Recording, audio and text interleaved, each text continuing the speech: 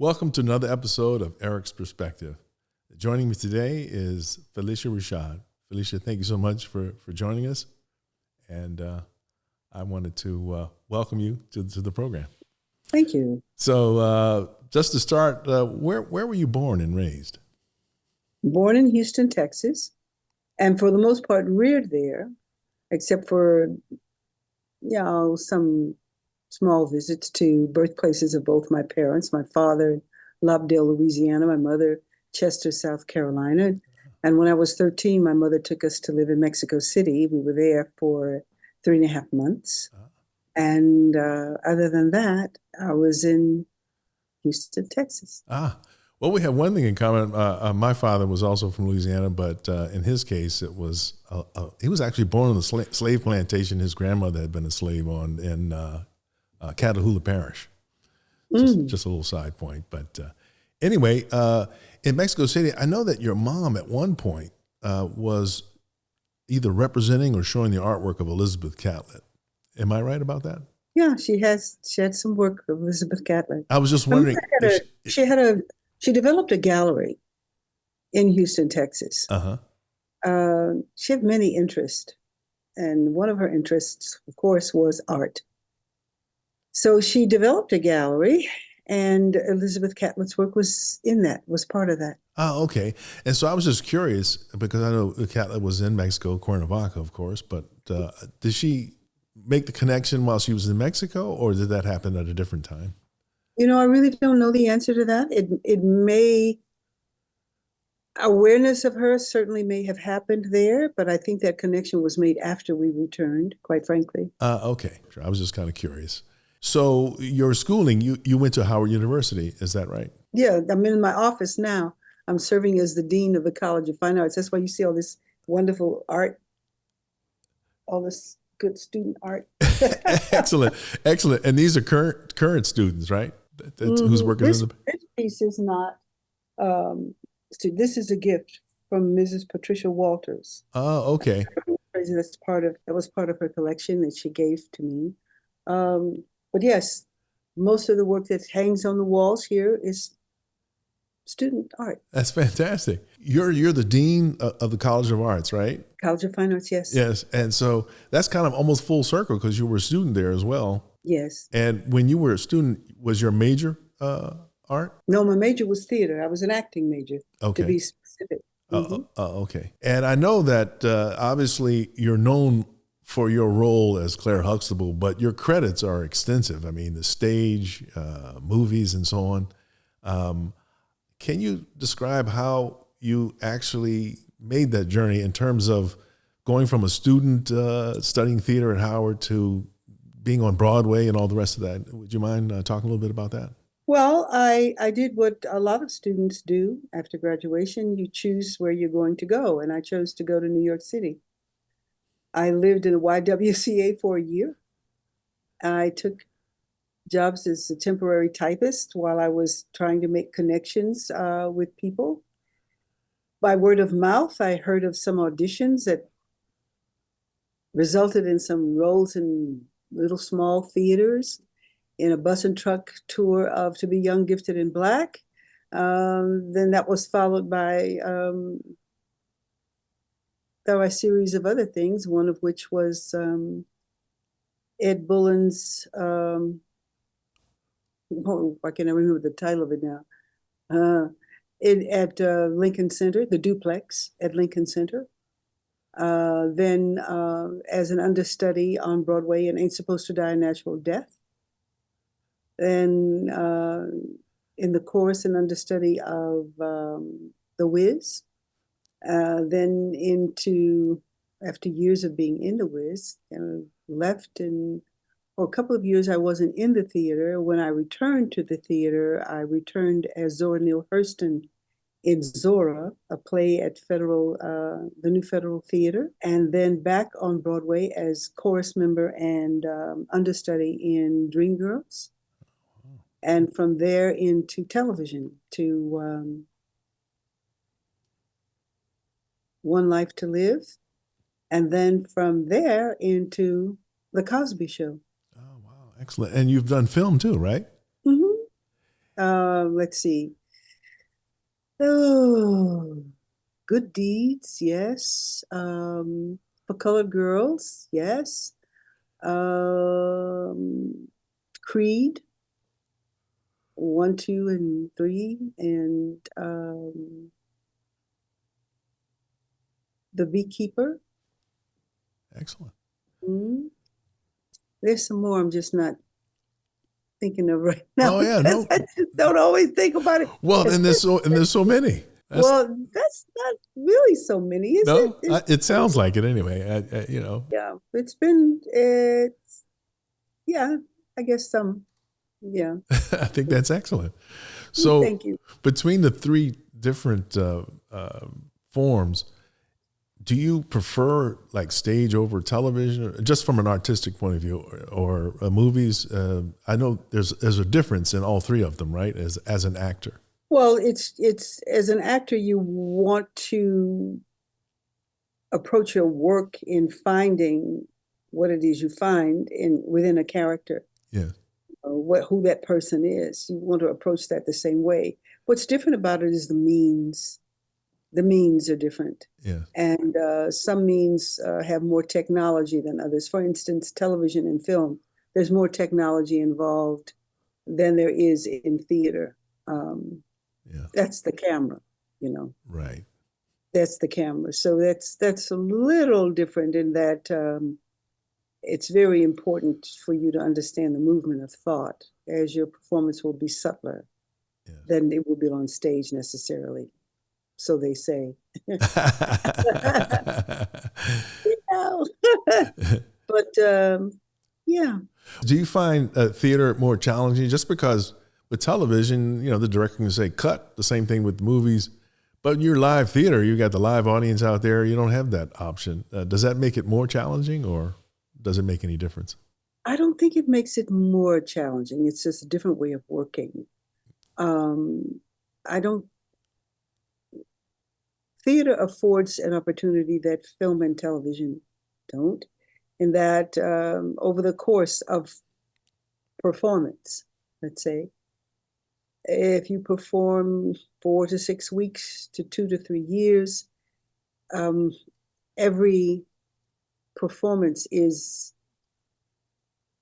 offers you the possibility of new discovery new discovery in what you're doing or in how you do it.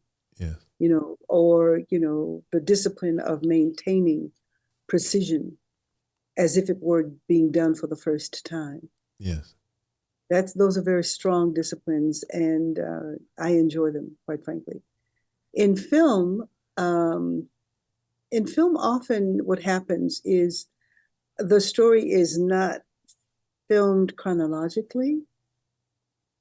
It may be done in blocks or bit, you know, depending on what let's say the location is. Yes.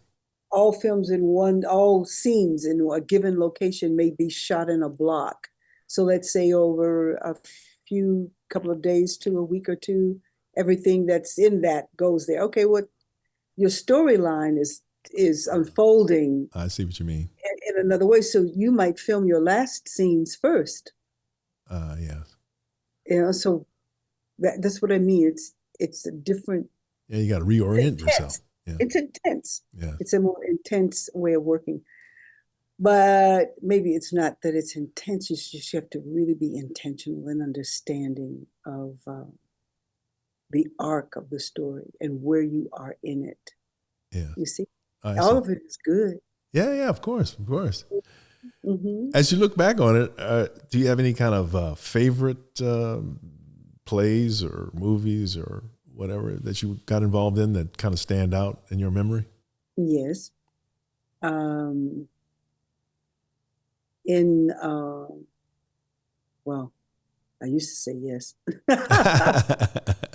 Everything you do, what you think is going to be the greatest thing you've done or the most challenging thing you've done, and this is going to be it. I guess I have to sit down after this. Something comes behind it. One time I asked this of a visual artist, and they told me it's like trying to pick your favorite child. Sometimes it's almost impossible to do.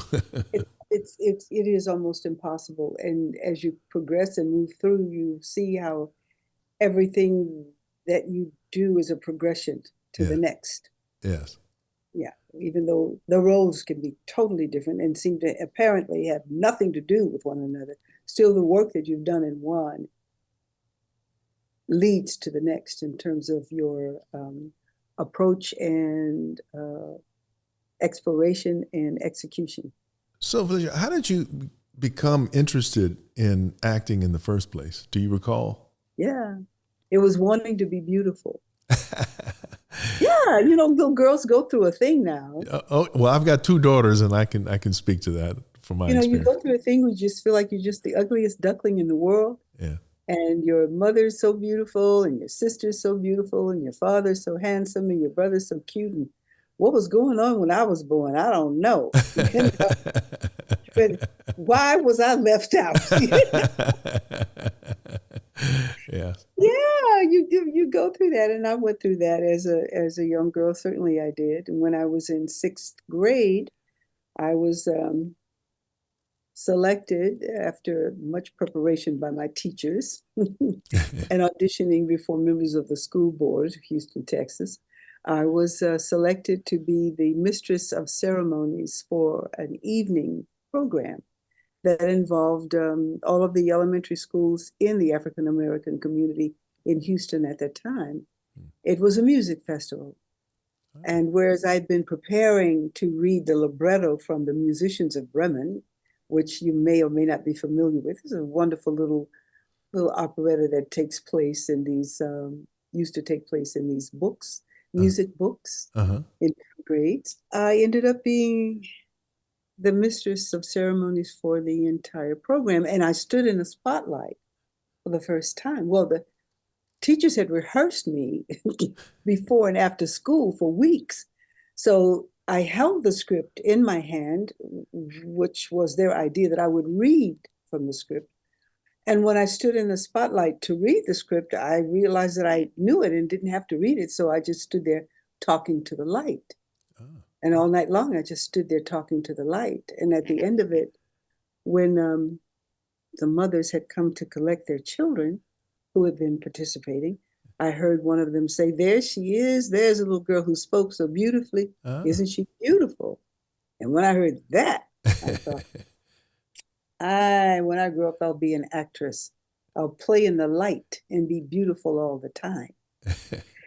But what I didn't understand, and it was going to take forever to understand, it had nothing to do with how I looked, what I was wearing. It was communicating from the heart. Yes. Yeah. Yeah, I can see that.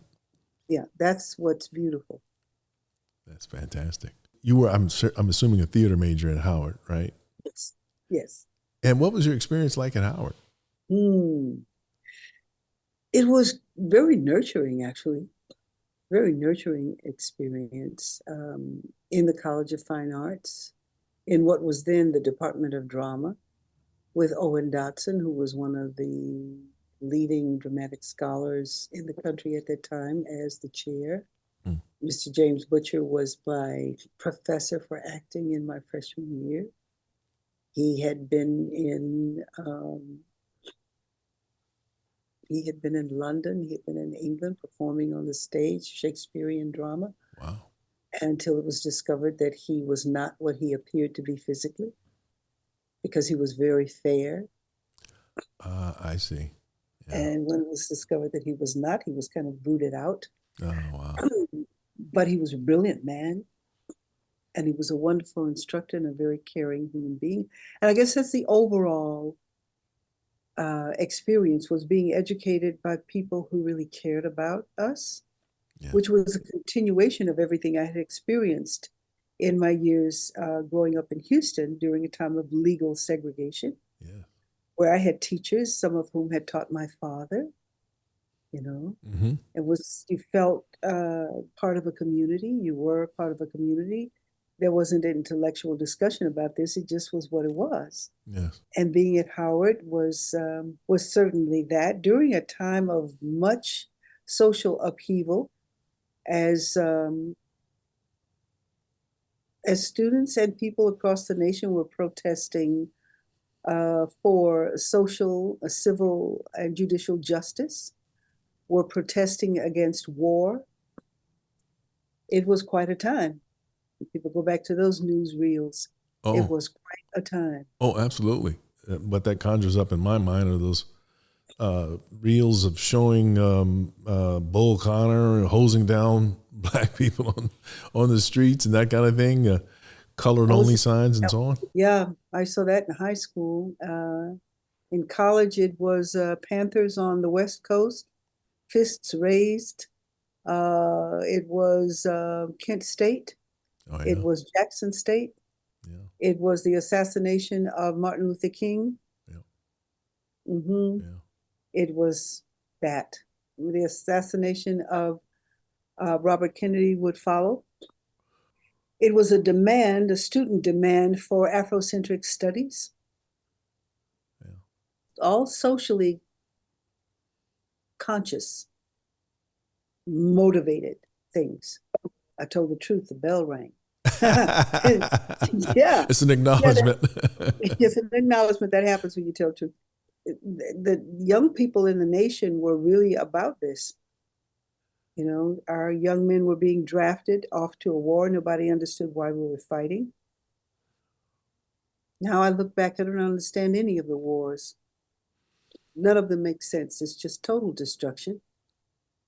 And I think people ought to be given something else to do besides creating wars. My brother served in Vietnam, and I mean that whole thing. The family's always nervous, waiting to hear what the situation is going on with him personally and others as well. And that's right. Yeah, and we've experienced that again and again since that time. Yeah. And it's always elements that we don't know anything about, really. Yeah. I mean, we meaning most people in the world who just really want to live and see your families grow and your elderly people taken care of. Yeah, that's the sad part about it, right? It's like people we're not privy to the information a lot. Oftentimes, as history has shown, the information is prevented from being put out there, so we understand fully what the real motives are when some of these things occur. As a woman, I think, well, wait a minute, conceiving a child, carrying a child, birthing a child, caring for a child, nurturing a young child into adolescence, and then adulthood, and you did this. Why? So some people who sit behind curtains, doors, desks, in places you can't even see, can use your child as fodder. Yeah, right. I think well,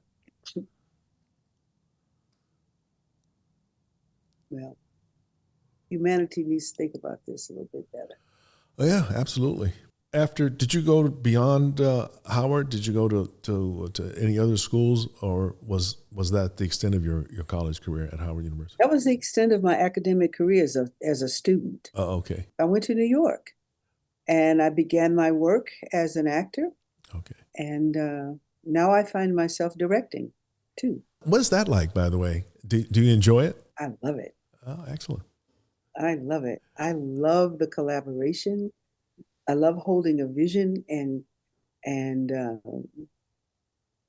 aligning creative energies to move with that, while they bring aspects, things, ideas that I had not considered. Letting everyone have buy-in, letting everyone have ownership of a project. It's wonderful. It sounds like it. I've heard from other actors that frequently actors like directors who had been actors before because they kind of are sensitive to what it's like to be an actor. Do you agree with that? I think that there's something to it, yes. So are you currently directing?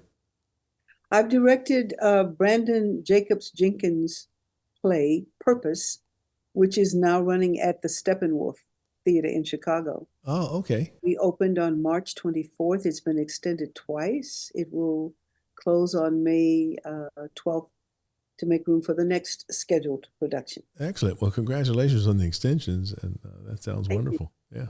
Yeah. Fantastic. So are there other projects you're currently involved in? Well, a couple of things have been offered to me, and I'm looking at them. There's a play that I've directed 2 productions of that wants to be remounted and directed and produced again. So I'm looking at that as well as new works that come my way, as this one did. This is a new work. So now you're the dean of fine arts at Howard. I'm assuming does that cover all of the arts, like music, theater, and visual arts as well? That's an overarching thing, right? Mm-hmm.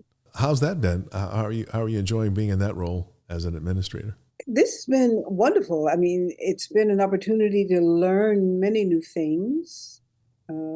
Academic administration being one of them. Yeah. There's a lot to that. There's so much to that. I can only imagine. Now oh gosh, there's a lot to it.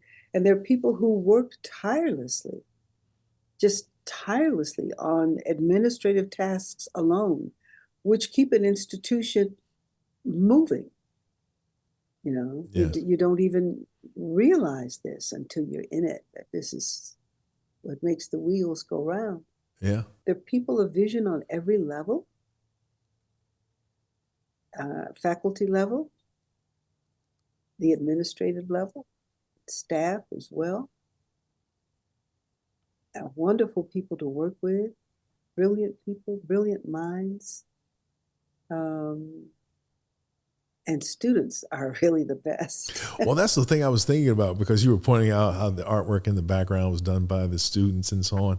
I would imagine it must be gratifying to be around the young talent and helping them develop themselves as artists and so on. Oh, yes. It's what I've enjoyed most is presenting those windows of access and opportunity, you know? Yeah. Well, you know, it's some time ago, I was asked to do a paper on Mildred Thompson, and when I was doing it, I had access to a lot of the research and papers, and I was noticing how, at that time, it was James Porter that was head of the art department. And the remarkable thing that I found, and was really heartwarming, was he himself was an artist, of course, and he did his own work, but he worked so hard helping to promote, not just instruct, which is obviously important, but to promote the artist. In her case, he was talking to her parents who weren't crazy about her becoming an artist. I think that's an anxiety a lot of parents maybe face. They feel like, oh my God, you're going to become a starving artist. You should be an accountant or a lawyer or a doctor, right? And so, but I saw this one letter he writes to her parents, basically defending her as an artist and saying how much he believes they should support all of her talent that she obviously has. So I'm just bringing that up only because it was such an eye-opening experience for me to see that kind of devotion beyond just the simple title of being head of the art department at that time. Oh, he had that devotion. You know, he was also an art historian. Yes. And he presented the first definitive publication of African-American art. Which I encourage everyone in the audience to pick up if you haven't already gotten it. The Negro in Art, I believe, is the title of it, or something like that, as I recall. That's right. Yeah. He was chronicling. And he, you know, thence comes from out of his works, his efforts, both as an instructor, an artist, and art historian, comes the Porter Colloquium, which takes place at Howard University every year. Does it still take place? Oh, yes. We just had the 34th Colloquium last week. That's incredible. I'm glad to hear that that's continuing. That's fantastic. That continues with because of the efforts of arts instructors here who have great appreciation for his work. Yes. It continues in that way. I'm just curious, were any of them his students, or do they go back that far? I think the young lady who was chair this year was not his student. Oh, okay. She did not go back that far. But there are, I don't know if our senior-most faculty members, I'm not sure whether they were his students or not. Oh, when I think of our elderly faculty in art. We have brilliant artists here. Oh my God. James Phillips. and Akili Anderson, Ron Akili Anderson. These are our foremost senior arts instructors. Oh, wow. Fantastic. And they're artists, obviously, themselves. They're artists themselves. They exhibit in museums. Yeah. Professor Phillips' work, it's in the museum here, the Museum of Art here in Washington. Okay. He was at the Guggenheim. Oh, wow. Okay. Oh, yeah. Serious venues, for sure. Yeah. And the Howard University itself has probably one of the most extensive collections of African-American art. Can you speak to that a little bit? It does have an extensive collection. And if you see this piece that was donated, or I should say gifted to me, yes, by Mrs. Patricia Walters. Uh-huh. Mrs. Patricia Walters is a woman whom you may recognize as the wife of Ron Walters. Oh, no kidding. Yes. So this is a woman who was not educated as an artist, but she liked art. And for decades ago, I don't know how many decades, she just started collecting art. Just would go and see things, and she collected by what she saw and what she liked and what resonated with her. Yes. We had an exhibition here entitled Genesis, and it was all her collection. Oh, wow. It took up three rooms in the gallery, 3 full gallery spaces. Yes. It is one of the most extensive personal collections with works dating from the late 1800s, works by African-American artists, dating from the late 1800s to the present time. That's impressive. And this woman alone, has gifted so much to Howard University. Wow. That's because I know that even before that probably happened, it was a pretty good collection. Now it's just being enhanced by what she's donated. Yes. To Scott Baker, we call him our living ledger, because he has the most extensive knowledge of the collection. Wow. He's been here for, I don't know how many decades he's been here, offering service in this way. An art historian himself, but he is so fluid in his delivery and conveyance of knowledge of what exists here, where it came from, when it was created, who did what, wow, their relationship to other artists and people, what's happening in their families. It's talking to him is like talking to the Encyclopedia Britannica. It's like, okay. And he's so fluid with it. What an asset, for sure. Absolutely. So if someone were interested in coming to Howard to look at either the art that was given over in the past or current pieces by students that are working, or even the instructors, is that an option? Is there like a regular museum kind of setup? I'm not sure. There's a Howard University Gallery of Art that is housed here in the Chadwick A. Boseman College of Fine Arts. Okay. Yes, there is that. But there's also, we just have the collection that is, there's art from the collection that is placed in different areas throughout the university. Ah, okay. So, I mean, if you were a student, for example, in one of the buildings, you might walk down the hall, and as you're walking, you're looking at some of the work. Over into Founders Library, you see there's work there. There's work in the administration building. There's work in the School of Divinity. There was work in Drew Hall. There's work that's a residence hall for young men. There's work everywhere, all over the campus. There's work. I love that. I mean, that's like getting the work out there so people could experience it and see it and so live with it. You know, because art is to be lived with, not just stored in a closet somewhere. Absolutely. It seems like a tragedy to have stuff stored in the closet. No one benefits from that. No one benefits from it. Yeah. How about your visual art? Do you have your own visual art collection? I do. Yeah. And are there artists that you particularly are interested in, especially now? Well, there's some artists that I've known. I have, in my personal collection, I have Jeffrey Holder, Ernie Barnes, Joseph Mack, Toyce Anderson. Some names you won't know, but they're there. Michael Singletary. Michelle Singletary, his wife. And there are some, unfortunately, that are stored whose names I don't know. My mother's Clair, A lot of them, I grew up in Houston. There were many great artists in Houston, Texas. Was John Biggers there at the time you were there? Yes, I have John Biggers as well. Yeah.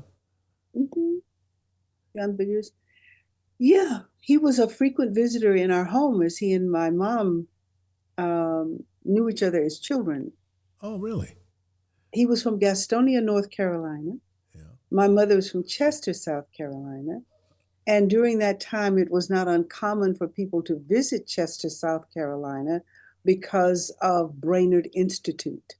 Brainerd Institute was one of those schools founded by the Presbytery and the Freedmen's Bureau in the late 1800s. Throughout the South, the Presbytery created a number of schools.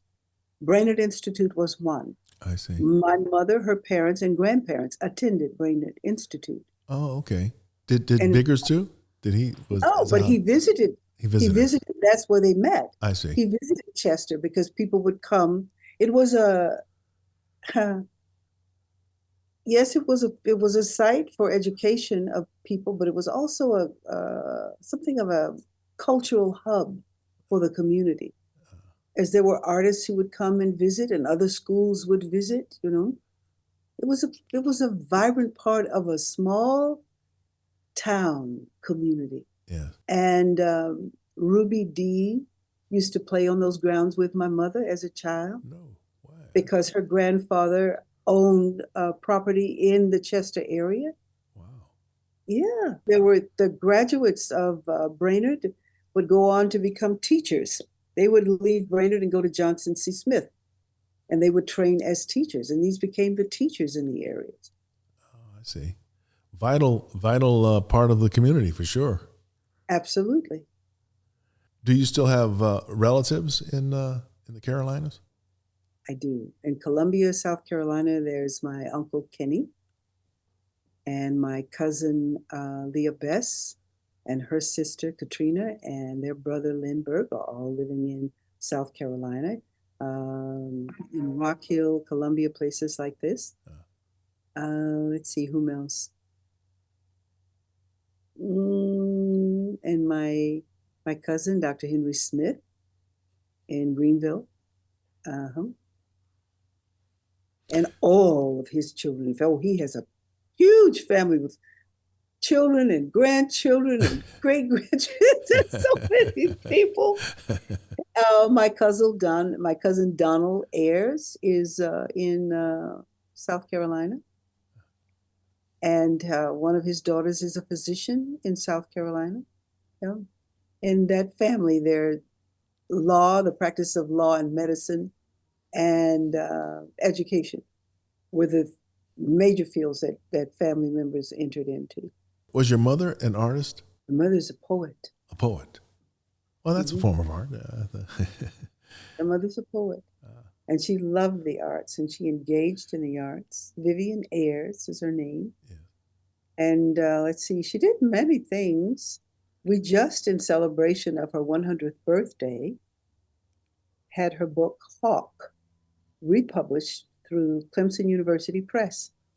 Fantastic. Yeah, it's being sold online now through Amazon, Barnes & Noble, and another one of the platforms. We did a facsimile version, which is a coffee table version. And then we did a re-edited version. So those are those two there with interestingly enough, illustrations by John Biggers. Oh, okay. That seems appropriate in a way. And a lot of that work, those illustrations, except for people who purchased the book back in 1957 when it was published, most people had never seen those works. Wow. So that book was originally published in 57 and now it's been republished and it's available. So just for our audience one more time, just to give it a little plug, what's the title of it again? The title of it is Hawk. Hawk. By Vivian Ayers, Ayers. And congratulations, by the way, to her. I mean, to reach the 100 mark, that's incredible. Yeah, she's that kind of lady. That's fantastic. What about your dad? My dad, Dr. Andrew A. Allen. Well, you can't see it, but his class photo from the class of 1945 College of Dentistry at Howard University is on this wall up here. Okay. My father was a dentist who practiced for over 45 years in 45 years. No, that's not true. It was more like 40 years. Okay, 35. In Houston, Texas. Okay. And was a leading dentist there and who continued. He continued his education throughout the years of his practice and became a fellow in the American Academy of Dentistry. Wow. Which is a coveted position. Yes. He was the treasurer of the Gulf State Dental Association. Everybody said they trusted Papa with the money. So he was treasurer for many, many years. He was up for re-election. That's an important thing for sure. He was what one gentleman referred to as a man's man. I asked him, what did that mean? He said, he is a man that men like and men trust. Yeah. And I thought that was quite a compliment to my dad. That's a nice tribute. My father appreciated the arts, although he was not an artist. Mm-hmm. He loved music and film and theater. He loved it. That's fantastic. It goes to show you, I mean, not everybody's going to be an artist, but at least you can develop an appreciation for it and benefit as a result. Yes. And he came to see everything we ever did. If I was opening a door, my father was there. I was on stage just opening the door. My father was there. I love it. Came to every opening in New York. He came to everything. He wanted to see everything. Oh, that's beautiful. A supportive parent. That means, I can imagine that means so much. You know, it wasn't until I came to New York that I realized that everybody didn't have that. Yeah. It wasn't until I came to New York and engaged with other theater professionals that I saw and learned firsthand, because I didn't have this experience at Howard. At Howard, it seemed to be all the students in my cohort, all of us were supported by our parents, you know, or community members. It wasn't until I came to New York that I met people who had to really go against the grain with their family and family traditions to become artists. I hadn't experienced that before, and I treasured my experience with my parents even more after that, because I always enjoyed the full support of my parents. Always. Yeah, see, that's a beautiful thing. And I can't tell you how many artists that I've shown over the years that I got a chance to know a little better say that they did not have that. I mean, it was almost like an act of rebellion to be able to pursue the arts. And yeah, it speaks a lot to people's misunderstanding of the arts. Yes. And that misunderstanding contributes to their lack of interest and devaluation of the practices. Yes. And the thing I always like to tell people, you know, creativity is such an important thing and can be applied in so many different areas that aren't in the arts. So I would think that, you know, just making a creative pursuit a good thing is a good thing. It is a good thing. It's fundamental to human development. And also, when I think about it, you know, when we look back in time, ancient Egypt, I mean, you're looking at artwork, cavemen, drawings on the walls, that kind of thing. How do you get an insight into what it was like back then without going through the lens of some kind of an artist, one way or the other? You don't. It's such an important thing. And yet it's the first thing public schools oftentimes cut if the budget gets tight. It's such a shame. Well, you know, I think a lot of that stuff is deliberate, quite frankly. I can't for the life imagine, I should say,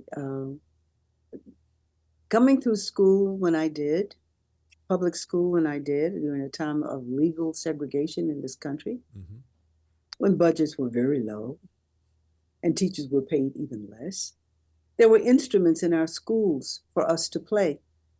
So years later, years after graduating from high school and even university, encountering someone from Houston who is then in the public school system and inquiring about, well, what are the bands like? What are the string orchestras like?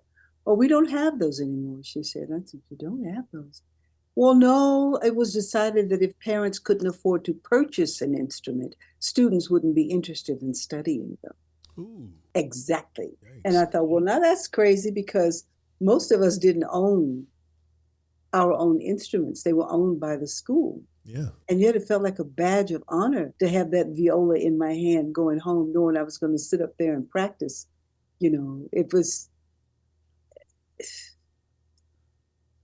And no, everybody wasn't trying to become a musician. It was part of your development. Yeah, sure. It's just a part of your development. Yeah. And some of the people who played best were not going to become musicians.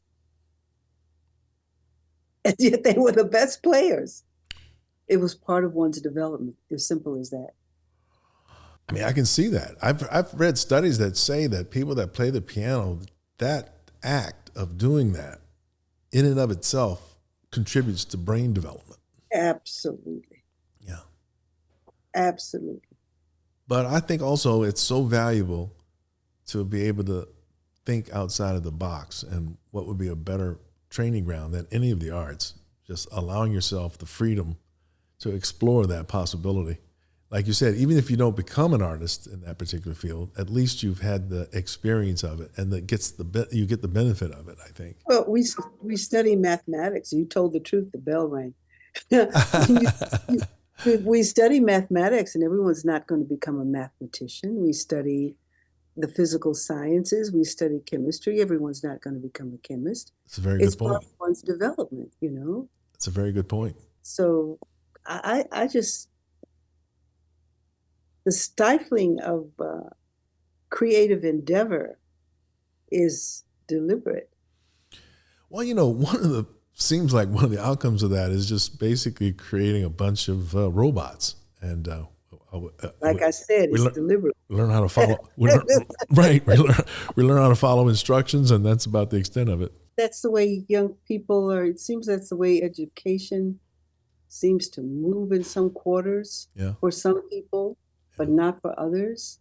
I notice this as I move about the country. I notice how in, let's say, well-resourced areas, arts are an integral and fundamental part of educational structure. But in areas where it is not, and then you see artistic energy move on its own. You see what happens. It doesn't stop. It just morphs into something else. Mm-hmm. You can look at that in the development of musical forms, popular musical forms. When you remove certain streams of education, the art doesn't stop. It finds its way another way. Yeah. It's the rhythm of life. It is life. You can't, it's not going to stop. It reminds me, one time I had a young artist that I was showing in my gallery, and sometimes, depending on the artist, I would set up an artist-led tour of that artist's work and so forth. And a lot of artists said, you know what, that's not my thing. I speak through my art. But this one artist actually agreed to do it. And so someone asked him, why is it that you paint? And he stopped for a second and he said, because I have to. Mm-hmm. Right. And I took that to mean, it's such an integral part of who he is. He had to do that. And I think that's the driving force for a lot of the artists, no matter what the art is, music, theater, you name it. It's something you almost can't, even if you wanted to, stop. I mean, I guess you could create a big conflict if you tried to do that, and it would be very difficult to continue. Yeah, but why do that to yourself? That's the point. Why do it to yourself? It was like torture. Yeah, don't do that to yourself. Please. What's next now for you, though? I mean, you're currently the dean at the Fine Arts at Howard, and you just finished directing, or will be finishing directing the play. You mentioned it earlier, a few things that you were considering. But is there anything else that's on the offing? Oh, there's some projects that I've been working with over time that I wish to complete. I want to continue my mother's work at Brainerd Institute in transforming what's left of it into, well, I shouldn't say that, not transforming it, but restoring it to educational and cultural practices for people in the region. Mm-hmm. One of her favorite projects, and she's had a number of projects, was literacy through the arts for preschool children. I believe in that. Start young. I mean, I think we underestimate the ability of small children to absorb what we're trying to get them to look at. Yes, we do. Yeah. We just started with preschool literacy. That's how we started that program a few years ago. And these little children came, and at the end of the program, they wanted to know, why did they have to go back to that other school?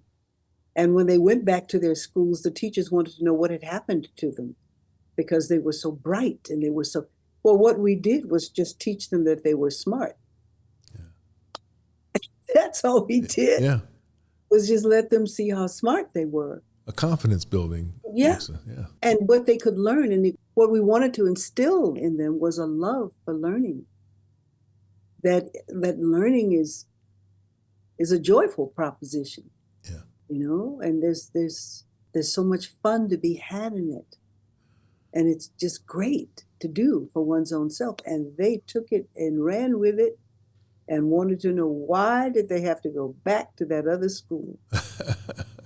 We had certified teachers who volunteered their time, reading recovery specialists, specialists in education and science for young students. It was a remarkable program. So much so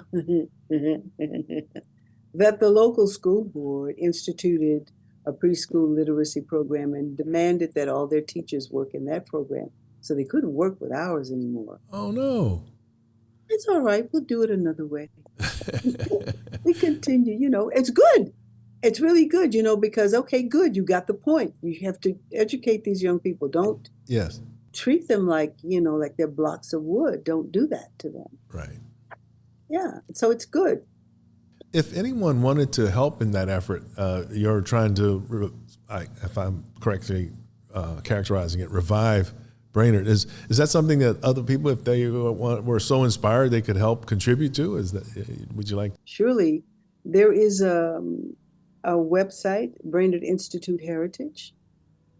And thank you, Belle. I love this. This is uncanny. Right? Here we go. Oh yeah, Brainerd Institute Heritage is a website. So everybody out there, if you're interested, and I encourage you to do so, visit that website. You'll see some of what we've done. What did we? Last year we did a folk poetry fest in honor of our mother's 100th birthday celebration, and the year before that was Juneteenth Gullah Fest. Yeah, because COVID interrupted our programming for the children in the summertime, but we're coming back with that. Mm-hmm. Excellent. And I'm pretty sure everybody out there knows what Juneteenth is, but maybe we should just call it out. Well, as many people know, the Emancipation Proclamation was signed on January 1st, 1863, right? Right. Well, it took some time for the news to get to Texas. It took a long time. Right, before cell phones and telephones and all the rest. Yeah, there was no beam me up Scotty going on then. Right. So it took a long time. And it arrived a couple of years later on June 19th. Hence Juneteenth, just for the listening and viewing audience. Yeah, absolutely. Yeah. So, Phylicia, if you were to offer advice to any young artist out there, what would you tell them? And it doesn't matter what art they're wanting to pursue, whether it's acting or visual arts or music or whatever. Yeah, I would say continue to pursue it in remembrance of what it means to you and for you. Mm-hmm. and to dedicate yourself to developing yourself in that art form and offer it back to people. Well, Phylicia, I just want to say thank you so much for sharing your perspective with us today and for taking the time to speak with us. I greatly appreciate it, and I'm sure everybody who will look at and listen to this will agree. Thank you so much. Thank you. It's been a pleasure. Yeah. Okay, everybody out there, thank you for tuning in, and don't forget to subscribe. Thank you.